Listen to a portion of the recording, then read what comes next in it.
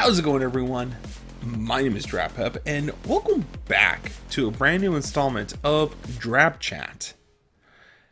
When I was a kid, I used to love playing hide and seek. It was one of my favorite games to play of all time.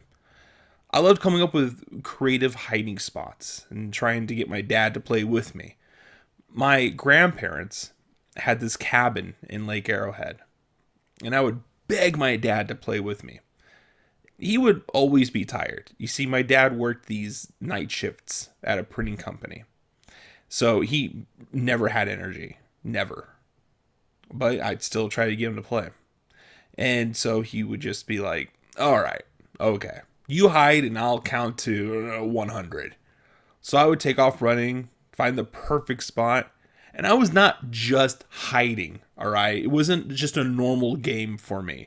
I was committing to this. I would set up like these fake hiding locations. I'll put pillows under blankets so it looked like I was hiding under the blankets. Or placing shoes behind doors to make it seem like I was hiding behind the doors. Then I would go to my real hiding spot and wait. Sometimes I would be sitting there for like 20 minutes. And this dude was not even looking for me. He was just pretending to play because he just wanted me to get out of his hair. He wanted me left alone. At first, I thought he was just really bad at hide and seek. Just the worst player at hide and seek. You could never find me. But then it kept happening. I would come back to him and he'd be like, "What are you doing? I'm not done counting yet." So, I'd run off and hide again. And then he would just forget I was even hiding. He forgot I was hiding for a reason. There were times I would sit there for like hours. And he'd only come looking when it was time for dinner. But like he was only spending like 2 minutes searching, and then he would just give up. Head to the kitchen, get some food.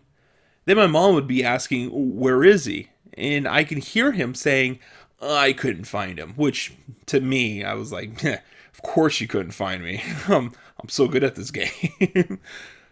When my name was called to come eat, he'd act like, "Where were you? I was looking for you." I was dumb enough to be like, "I'm not telling you nothing. It was a good hiding spot. I'm never telling you anything about where I was hiding." But like, in all actuality, it really wasn't. It was just behind the couch. It was always behind the couch. My dad was just lazy. He wasn't even looking. He'd probably just go into one of the rooms, look around real quick, and then leave. He wasn't really looking for me. The worst part is, he honestly probably just forgot I was hiding as part of the game. Just thought I was somewhere else in the house. Somewhere just he didn't find. Like maybe the bathroom or something.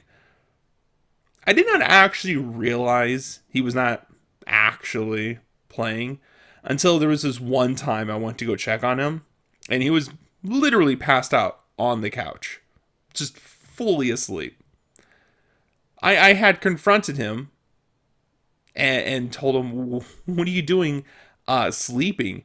And he was just like, "I'm not sleeping. I'm trying to remember how to count to 100. And I was a kid. So I was like, "Yeah, that adds up. It's really hard. I know what it feels like. It's really hard to get to 100.